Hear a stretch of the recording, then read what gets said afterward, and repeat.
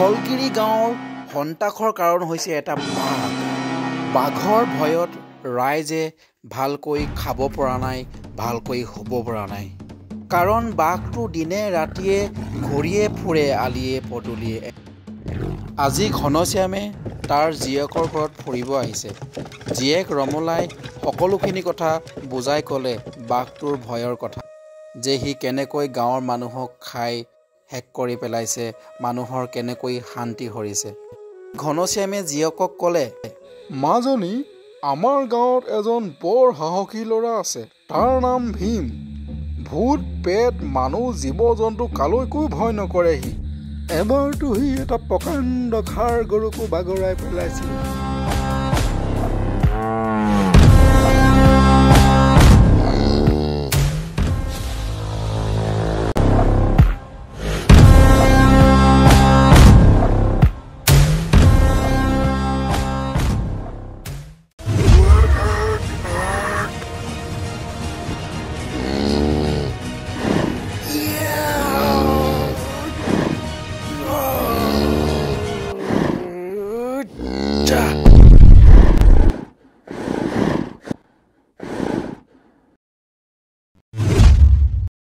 ভীমৰ সাহসৰ কথা শুনি ভাল লাগিল দেউতা।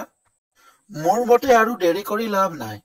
ল'ৰাটোক অতি সোনকালে খবৰ দিয়া যাওক, যাতে আমাৰ গাঁৱৰ ৰাইজে বাঘৰ ভয়ৰ পৰা হাত সাৰিব পাৰে।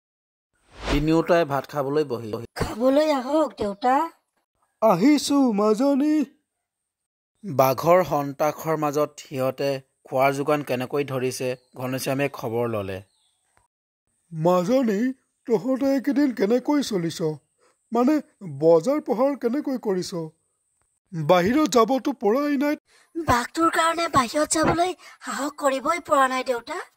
বাৰীতে যি পাইছো বুটলি খাইছো। ভঁৰালত ধান অলপ আছে আৰু 2 মাহমান চলিব দেউতা। চলিম আৰু যেনে তেনে এই সংকটৰ দিনখিনি আঁতৰালৈকে। সুখ দুখ এটা মুদ্ৰাৰ ইপিঠি সিপিঠি মাজনী। দুখ থাকিলে সুখো আহিব, চিন্তা নকৰিবি তই। দেউতা, আপুনিতো ল'ৰাটোক খবৰটো দিব, কিন্তু ল'ৰাটো বা আহিব নে নাহে? তাতে ডেকা ল'ৰাৰ মন ঠিক নাই। তথাপিতো আপুনি ক'ব যে বাঘটো মৰাৰ বিনিময়ত আমি তাক যি লাগে তাকেই দিম। মই গাঁৱৰ ৰাইজৰ লগত কথা পাতিম। ভীমক আমি উচিত পুৰস্কাৰ দিম। তুমি চিন্তা নকৰিবা, ভীম ভাল ল'ৰা। সি মানুহক সহায় কৰিবলৈ পালে ভালেই পায়। মই তাৰ কথা ভালকৈ জানো, সৰুৰে পৰা তাক দেখি আহিছো। আপুনি কাইলৈ বেলি নোলাওঁতে ইয়াৰ পৰা ওলাই যাব দেউতা, আৰু ইয়াৰ পৰা চিধাই গৈয়ে ভীমৰ ঘৰতে গৈ কথাটো ক'ব, যাতে আমাৰ ৰাইজক সি সহায় কৰে। দেউতা যাওক, আপুনি ভালকৈ সাৱধানে যাব। আৰু শুনক, তিনিআলিটোপাৰ বাওঁফালে যাব। বাঘটোৱে চাগে হাবিত শুই আছে, এতিয়া সেই চাইডে সি নাহে। আৰু ঘৰত গৈয়ে খবৰ পঠাব। দেউতা ভালকে সাৱধানে যাব আৰু মাক ক'ব মই ভালে আছো বুলি। আমাৰ কথা চিন্তা কৰি থাকিবলৈ নক'ব দেউতা। মোৰতো আপোনালৈহে বেয়া লাগিছে দেউতা। ভালকে যাব দেউতা। বাঘটো য'তে ত'তে শুই থাকিব পাৰে ৰাস্তাত। আপুনি যদি নোহোৱা হয় মই কেনেকৈ জীয়াই থাকিম দেউতা? ভালকে সাৱধানে যাব। মই সাৱধানে যাম, মোৰ কথা চিন্তা কৰি নাথাকিবি মাজনী।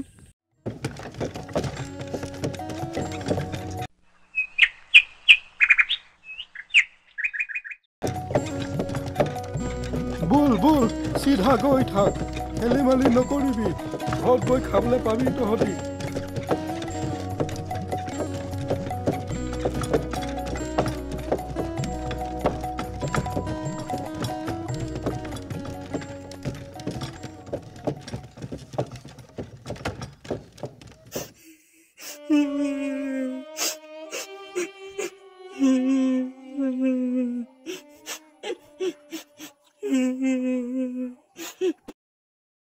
কি হ'ল, কান্দিয়ে আছা যে?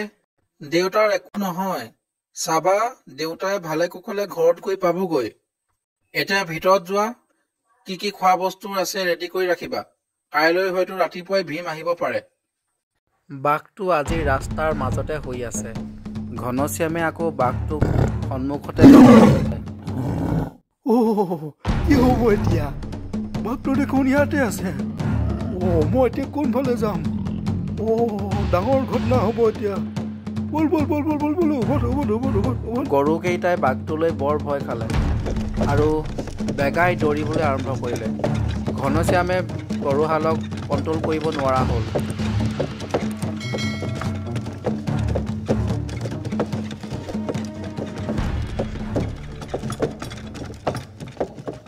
আনফালে আকৌ ভীমে চিন্তুক কাহিনী শুনাই আছে চিন্তুৱে আকৌ কাহিনী শুনি বৰ ভাল পায় হঠাৎ চিন্তুৱে মন কৰিলে এখন গৰু গাড়ী বহুত দ্ৰুত গতিত আহি আছে ভীমকাই এইখন ৰথ চোৱা বহুত জোৰেৰে আহি আছে গাড়ী চালকজনে কণ্ট্ৰল হেৰাইছে ভীমকাই জলদি যোৱা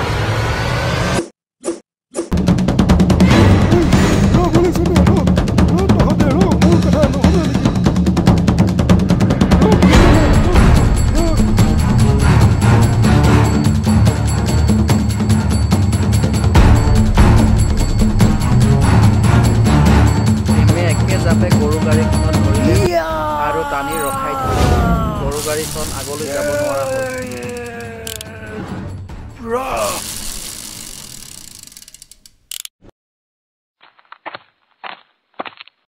ধন্যবাদ ভীম তুমি আজি মোক বচালা নহলে আজি মই পাহাৰৰ দাঁতিত পৰিলোগৈ হয় সেইটোতো বুজিলো কিন্তু এই গাড়ীৰ অৱস্থা যে গৰুকেইটাই আপোনাৰ কথা কিয় শুনা নাই আজি বহুত ডাঙৰ বিপদ ভীম বাঘ ওলাইছে বাঘে খেদাৰ কাৰণেহে মই এনেকে আহিব লগা হ'ল মানুহবোৰ বিপদত পৰিছে ভীম বাঘ ওলাইছে ক'ত বাঘ ওলাইছে বাৰু ঠিক আছে বলক এতিয়া ঘৰলৈ যাওঁ পাছত কথা পাতি আছো ৰাতি ঘনশ্যামে ভীমক সকলো কথা বিৱৰি ক'লে আৰু ৰাইজক বাঘৰ সন্ত্ৰাসৰ পৰা বচাবলৈ নিবেদন কৰিলে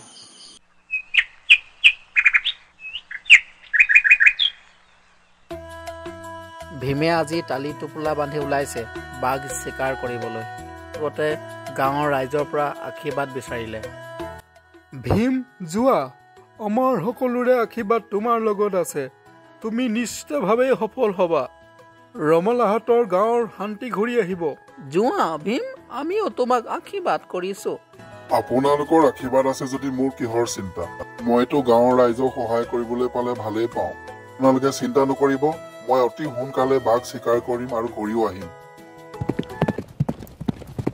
বল মোৰ বাহাদুৰ বুঢ়া ভয় নকৰিবি গৈ থাক তই মই দুইটাই জিকিম আমি দুইটাই সফল হ'ম গাঁৱৰ ৰাইজক আমি দুইটাই উদ্ধাৰ কৰিম হে প্ৰভু ভীমক ৰক্ষা কৰিবা তাক শক্তি দিবা ভীম আহি ৰমলাহঁতৰ ঘৰ পালেহি আৰু চিধাই সোমাই গ'ল ৰমলাৰ গিৰিয়েকে ভীম চিধাই সোমাই অহা দেখি আচৰিত হ'ল কোন তই চিধাই সোমাই আহিছ যে ভিতৰলৈ মই ভীম হয় ঘনশ্যাম কাই মোক এই এড্ৰেছ দিছিল সেইকাৰণেহে ভিতৰলৈ সোমাই আহিছো চৰি ভুল এড্ৰেছত সোমাই আহিলো খৰিকটীয়া গাঁৱৰ ভীম নেকি আহা ভিতৰলৈ আহা এইটোৱে ভুল এড্ৰেছ নহয় ঘনশ্যাম কাই বুলি যে কৈছা মোৰ শহুৰ দেউতা হয় আহা মোৰ ওচৰলৈ কথা পাতো অলপ তোমাক এটা বিশেষ কাৰণতহে ইয়ালৈ মতা হৈছিলে মোৰ দেউতাই চাগে তোমাক কথাখিনি বুজাই কৈছে ঘনশ্যাম কাই কথাখিনি কৈছিলে ইয়াত বোলে বাঘ ওলাইছে বাঘটোকে চিকাৰ কৰিবলৈ মই আহিছো ইয়াত খোৱা বোৱা একো চিন্তা কৰিব নালাগে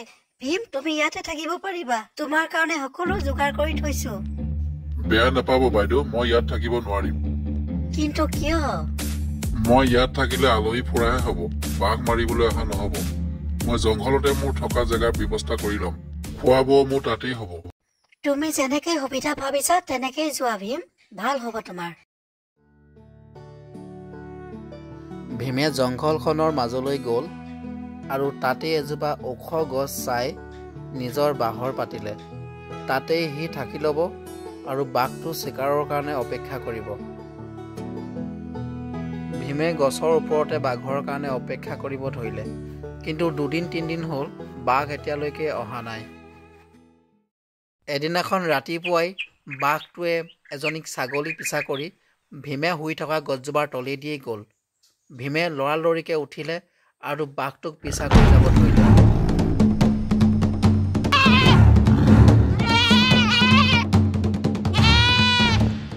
বাঘটোৱে ছাগলীজনীক মাৰি খাই থাকোঁতেই ভীম আহি ওলালেহি এই জেগাত আৰু বাঘটোলৈ বুলি এটা গুলী মাৰিলে গুলীটো বাঘৰ গাত নালাগে গছ এজোপাত লাগিলে বাঘটোৱে মৰা ছাগলীজনী এৰি জংঘললৈ জাপ মাৰি গুচি গ'ল তোৰ ভাগ্য ভাল মোৰ গুলি তোৰ মাথাত নালাগিল ৰহ ক'ত যাবি ভীমে বাঘটোৰ পিছা কৰি কৰি খেদি যাব ধৰিলে আৰু বাঘটোলৈ গুলি মাৰিব ধৰিলে বাঘটো ইমান বেগী আছিল যে তাৰ গাত গুলি লগাব নোৱাৰিলে ভীমে বাঘটো মাৰিব নোৱাৰি ভীম আকৌ উভতি আহিলে সি থকাৰ জেগালৈ আজি বাৰু বাচিলি ছেকেণ্ড টাইম কিন্তু মোৰ নিচানা মিছ নহয় ভীমে আকৌ ওখ গছজোপাত উঠি বাঘটোৰ কাৰণে অপেক্ষা কৰি থাকিল ভীমক জংঘললৈ অকলে পঠিয়াটো ভাল নাছিল আমাৰ গাঁৱৰে আমি আৰু 2-3টামান মানুহ পঠাই দিব পাৰিলোহেঁতেন লগত বহুত ভুল কাম কৰিলো আমি এতিয়াহে ভাবিছো কথাটো বাঘটোৱে ভীম গছৰ ওপৰত শুই থকা দেখা পালে আৰু তাক ধৰিবলৈ গছজোপাত উঠিবৰ কাৰণে চেষ্টা কৰিব ধৰিলে তই আকৌ আহিলি তই আজি মৰিবি মোৰ হাতত ভীমৰ হাতত বন্দুক দেখি বাঘটো পলাবলৈ ধৰিলে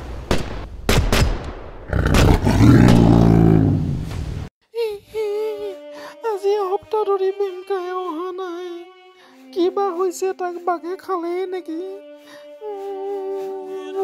বৰ চিন্তা লাগিছে ভীমকাই ক'ত আছে ভীমে পিছা কৰি কৰি আহি বাঘটোক দেখা পালে বাঘটোৱে ঘাঁহনি এডৰা আৰু বাঘলৈ বুলি ভীমে গুলি টোৱাই মাৰিলে আঘাত পাই বাঘটোৱে মোক আক্ৰমণ কৰিবলৈ খেদি আহিল ভীমৰ গাত আক্ৰমণ কৰিবলৈ বাঘটোৱে জাপ মাৰি পৰিল বাঘটোৰ বুকুত এটা ভালকৈ গুলি মাৰিলে বাঘটো থিতাতে পৰি মৰি গ'ল ভীমে আকৌ বাঘটোৰ ওচৰত আহি ভালকৈ চালে বাঘটো মৰিলে নে বাচি আছে বাঘটো মৰিল আপোনালোকে আজিৰ পৰা শান্তিৰে থাকিব পাৰিব আপোনালোকে ভিতৰত লুকাই লুকাই থাকিবলৈ আজিৰ পৰা প্ৰয়োজন নাই মোক বিদায় দিয়ক গাঁও ৰাইজৰ তৰফৰ পৰা আমি সকলোৱে তোমাক ধন্যবাদ দিছো ভীম তুমি আৰু সুখে থাকা মোক ধন্যবাদ নালাগে মোৰ সেইটো কামেই মই ৰাইজক সহায় কৰি ভালেই পাওঁ বাৰু যাওঁ আকৌ কেতিয়াবা লগ পাম আজি মই ঢলগিৰি গাঁৱৰ ৰাইজক উদ্ধাৰ কৰিলো বাঘৰ পৰা আৰু বেলেগ এখন গাঁও সহায় কৰিবৰ কাৰণে যাওঁ আপোনালোকলৈ অনুৰোধ কৰিলো কাৰ্টুন কাহিনী চেনেলটো যাতে ছাবস্ক্ৰাইব কৰি দিয়ে